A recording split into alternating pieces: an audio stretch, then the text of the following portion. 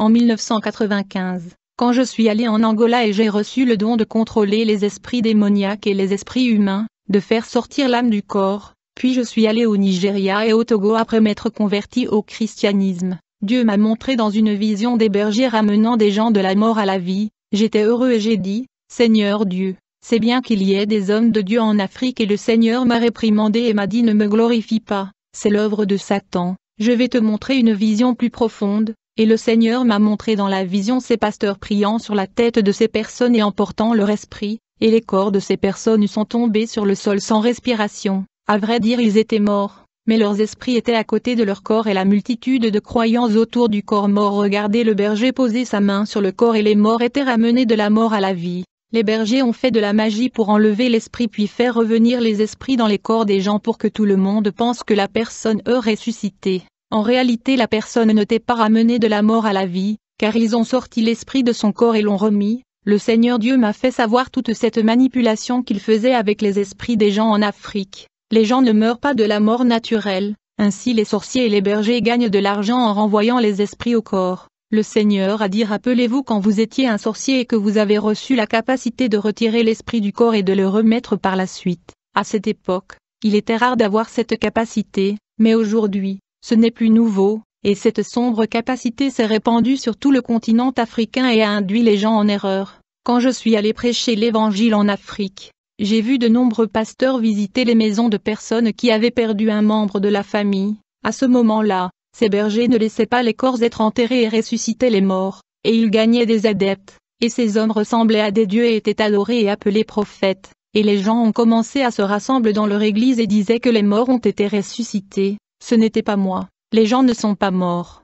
j'ai la clé de la mort, ces gens ont eu leur esprit manipulé par ces bergers. Ces hommes ont jeté des sorts qui contrôlent l'esprit en le retirant du corps de la personne. Ces bergers et sorciers jettent de puissants sorts de contrôle spirituel dans un endroit secret pour prendre l'âme d'une personne, puis revenir pour mettre l'âme à l'intérieur du corps. Satan ne peut pas ressusciter et n'a pas le pouvoir de donner la vie et utilise cette capacité pour manipuler l'esprit des gens. Ce qui se passe en Afrique est une fausse résurrection. Je veux parler à nouveau de ma vie dans la magie noire. Au fil du temps, j'ai commencé à avoir des soupçons et à me demander si les démons angolais me protégeraient des démons d'autres territoires. J'ai gardé toutes mes insécurités dans mon cœur. Je n'ai jamais parlé aux démons de quoi je me sentais. Ils ne peuvent pas lire dans mes pensées pour savoir ce que je pensais et ressentais. Je voulais trouver un moyen de sortir de la sorcellerie parce que je savais que j'étais piégée. C'est à ce moment-là que j'ai allumé la radio dans ma maison et que j'ai commencé à écouter la radio de la Voix de la Libération. Le nom de Libération a attiré mon attention.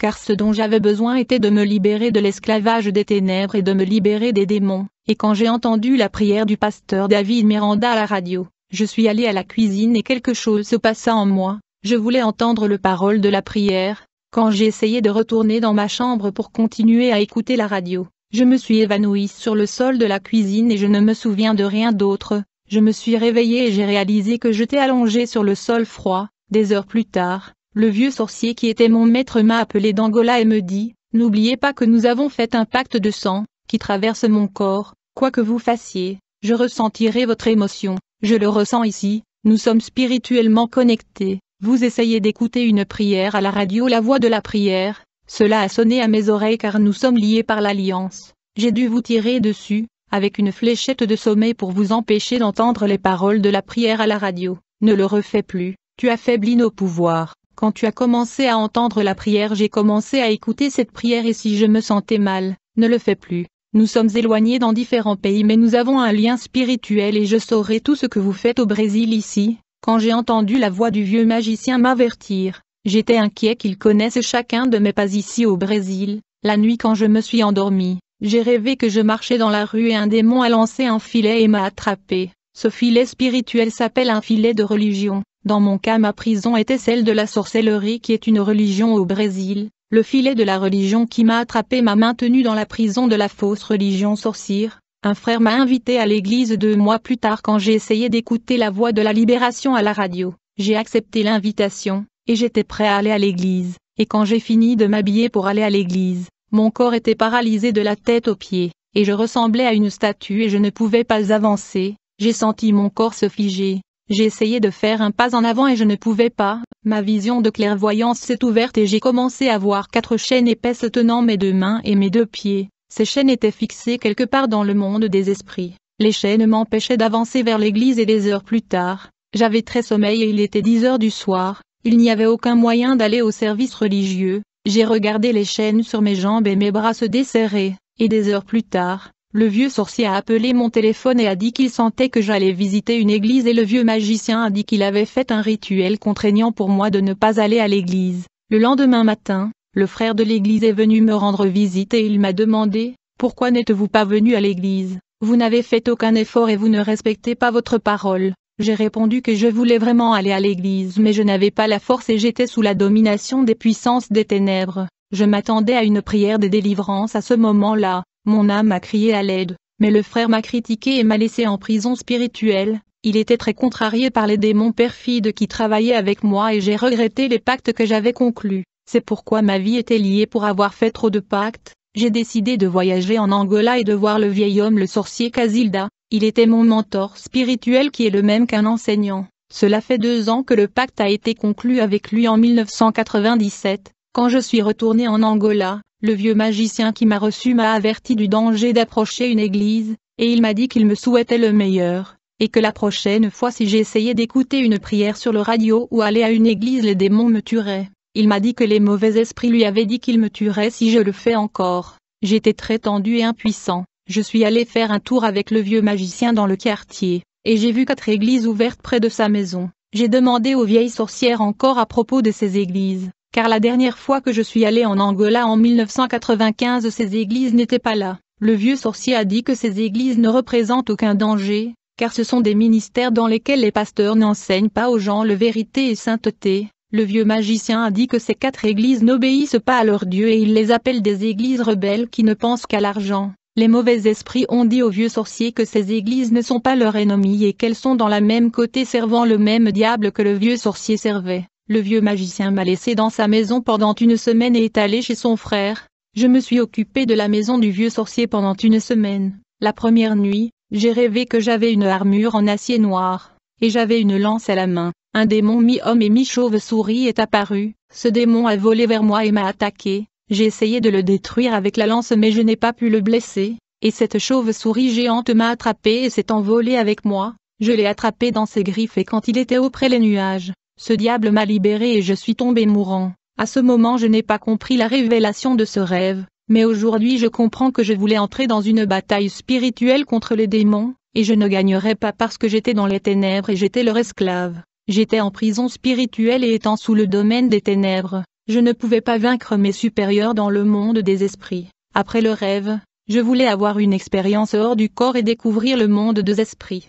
Je voulais en savoir plus sur l'éternité et profiter de la semaine où j'étais seul dans la maison du vieux sorcier. J'ai fait un rituel, et peu de temps après je me suis assis par terre et j'ai fait des méditations. C'est là que j'ai eu ma première sortie d'expérience corporelle appelée voyage astral. Il m'a semblé être un démon était autour de moi. Il m'a dit qu'il me révélerait des choses cachées et fermes que je ne connais pas. Ce démon a prononcé ce verset biblique et m'a emmené dans l'une des 4 églises. J'ai vu à l'intérieur de la première église où le démon avait un service de Pentecôte. J'ai vu des gens tomber dans la manifestation et s'évanouir, et d'autres étaient hystériques avec beaucoup de rire. L'église était pleine de démons. Il n'y avait pas d'anges là-bas. Il n'y en avait pas à cet endroit, et il y avait beaucoup d'explosions de l'esprit des gens qui sont tombés au sol. C'était déjà en 1997 où le ravissement de l'esprit dans l'église est devenu fréquent. À cette époque, les gens n'avaient pas Internet ou YouTube pour le promouvoir. Ces jours-ci ces expériences sont fréquentes. Les frères de cette génération partagent plus facilement sur YouTube en pensant que ces débordements sont quelque chose de nouveau,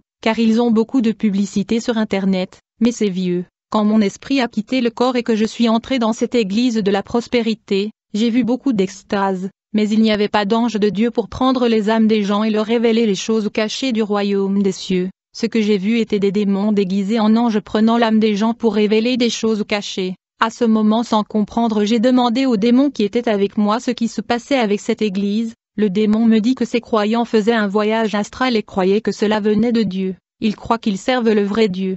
J'ai dit au démon qui était avec moi de me prendre à l'endroit où les âmes de ces croyants étaient emmenées. Le diable qui était avec moi m'a emmené à un portail qui s'est ouvert dans les airs et nous sommes entrés. Quand je suis entré, J'ai vu l'enfer pour la première fois, mais l'endroit était une partie où il n'y avait ni feu ni personne. L'enfer est si grand que bien qu'il ait reçu des millions d'âmes depuis la fondation du monde, il y a toujours de la place pour plus de personnes. Je me souviens quand Jésus a dit, « Large est la porte et large est le chemin qui mène à la destruction, nombreux sont ceux qui l'utilisent, et beaucoup y entrent, dans cette partie de l'enfer. » Les démons ont choisi de n'avoir personne. Les démons ont fait de décoration et de l'ornement de cette section de l'enfer, et ils ont placé des fleurs et des herbes brillantes, et une principauté avec son pouvoir a déployé une fausse lumière pour éclairer cette partie de l'enfer. Puis un démon d'illusion a créé une illusion de la rivière de cristal de vie, et il y avait un grand escalier pour que les âmes grimpent pour atteindre cet endroit. Les démons utilisaient cette partie de l'enfer décorée comme le ciel pour tromper les membres de cette église du faux prophète. C'est alors que j'ai vu les démons déguisés en anges qui étaient à l'intérieur de cette église arriver avec les âmes et ils ont grimpé une échelle blanche jusqu'à atteindre l'endroit où les démons avaient décoré. Ceux qui sont entrés dans cet endroit ont été trompés. J'ai vu un pasteur de l'église, un diacre, un missionnaire, un ouvrier et une sœur du cercle de prière. Ces 5 frères adoraient dans la fausse église et se sont évanouis pendant le service et leurs esprits étaient ravis par des démons déguisés en anges qui les ont trompés. Quand ces 5 personnes sont venues au faux ciel, créé par les démons, tout le monde était content de voir des fleurs et de l'herbe bruyant et une rivière de cristal. En fait, il était dans une partie de lui en fait et non au paradis, car les démons ornaient de corps l'endroit camouflant cette partie de l'enfer. Les démons de cette partie de l'enfer étaient transfigurés aux anges, puis les démons sont descendus avec les 5 âmes sur terre et ont placé les esprits à l'intérieur des corps. Les frères se sont levés du sol et sont allés parler de leurs expériences et ces 5 personnes ont parlé à l'église que les anges ont arraché leurs esprits pour les amener au ciel. Peut-être que vous qui écoutez ce témoignage pouvez être effrayés par l'audace de ces démons et pourquoi Dieu permet aux gens d'être trompés. Cette église qui a été trompée par des démons n'était pas une église sainte. Il y avait des sœurs avec des vêtements sexy, un maquillage séduisant et beaucoup de vanité dans l'église, et après de nombreuses années avec ma vie convertie, j'ai cherché une réponse de Dieu quant à ce qui n'allait pas dans cette église, et Dieu m'a révélé qu'il y avait beaucoup de fornication parmi les jeunes de cette église. Il y avait un couple qui avait des relations sexuelles avant le mariage et ensuite adorait à l'autel sans se confesser. Les autres jeunes qui étaient célibataires et fréquentaient les maisons de prostitution à la recherche de prostituées. Le deuxième pasteur qui a pris sa femme a demandé le divorce et le pasteur pour ne pas être seul, a eu une liaison avec une fille célibataire du groupe de jeunes. Et l'autre pasteur fondateur de l'église en plus d'être marié, il avait une maîtresse et était marié depuis plus de 10 ans. Le pasteur avait un fils avec cet amant et chaque mois il envoyait de l'argent à cette femme sans que sa femme le sache maintenant. Vous comprenez pourquoi les membres de cette église ont été extrêmement trompés. Ce n'est pas Dieu, mais la légalité que ces croyants ont ouverte et le péché a ouvert plusieurs portes dans cette église. Ils ont permis aux démons d'entrer dans leur vie. Ces frères ont ouvert les portes de leur vie en préférant la voie large. Dieu m'a dit qu'il avait donné cette église à ce désir de ses péchés, et il n'est pas au milieu de ces gens. Après de nombreuses années, Dieu m'a révélé que ce qui est arrivé à cette église, une église qui fait la volonté de Dieu vivant dans la sainteté, les démons ne touchent pas l'âme, ils ne peuvent pas prendre l'esprit de ceux qui font la volonté de Dieu. Si vous avez un ravissement dans une église où les gens vivent la sainteté et le pasteur prêche la sainteté, vous pouvez être sûr que les démons n'ont pas le pouvoir de faire ces choses et soyez assurés que ceux qui ravissent les frères sont les anges de Dieu. L'église qui a l'Esprit Saint, les démons ne peuvent pas ravir les âmes, ils ne peuvent pas toucher l'âme d'un saint parce que c'est la demeure de l'Esprit Saint. Un jeune homme me demanda s'il est possible qu'un faux prophète soit ravi. J'ai reçu des révélations de Dieu selon lesquelles les adeptes des faux prophètes de la théologie de la prospérité s'intéressent au ravissement de l'esprit en cette année 2022, parce qu'ils voient Dieu ravir ses enfants pour leur montrer le ciel et l'enfer, et dans leurs églises cela n'arrive pas. Ces faux prophètes recherchent l'extase spirituelle pour écrire des livres et profiter de leurs expériences. Ces hommes veulent attirer un maximum d'âmes à leur église que possible et collecter tout l'argent. Et Dieu m'a révélé qu'il ne ravira pas ces faux bergers mais que les démons les raviront. J'ai un message pour 3 hommes de Dieu qui travaillent avec lui. Ces frères commencent maintenant ce ministère et ils posent leurs mains sur la tête des gens et demandent à l'ange de prendre les âmes des gens. Mais les démons profitent de ce moment et ils ravissent les gens. Ces frères pensent que ce sont les anges de Dieu mais ils ne le sont pas. Savez-vous pourquoi Dieu permet aux démons de les tromper? Ce n'est pas la légalité ou le péché. Dieu m'a dit qu'il n'a pas mis ce don entre vos mains. Et vous avez insisté en travaillant avec un don que vous n'avez pas reçu, vous n'avez pas prié à Dieu et vous n'êtes pas prêt à travailler avec ce don, vous avez regardé des vidéos sur internet et vu des frères consacrés prier pour le ravissement des âmes et vous voulez faire de même dans vos ministères sans avoir reçu le don. Votre autre erreur est de ne pas attendre que Dieu répare vos vies afin d'exercer le ministère. Vous êtes à la hâte d'aller faire l'œuvre de Dieu et vous vous retrouvez face au monde des ténèbres. L'autre défaut est que vous n'avez pas le don de discernement spirituel, vous ne savez pas si ce sont des anges ou des démons qui prennent les âmes des gens pour leur montrer le monde des esprits. Dieu ne vous a pas donné le don de ravissement ni le don de discernement et vous insistez toujours pour que les âmes puissent recevoir de visitation.